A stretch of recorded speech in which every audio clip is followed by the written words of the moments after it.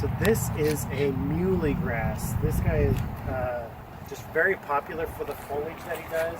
And this isn't even as vibrant as it gets.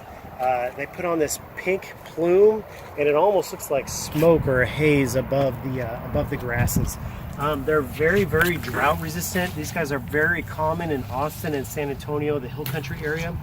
I like them when they're kind of almost planted far enough apart that they can take on their shape. They have this very unique round dome shape, a very even shape. And because of their grass type, this blade is real thin. It's almost evergreen. Out of all of the grasses, this one turns the least brown during the winter months.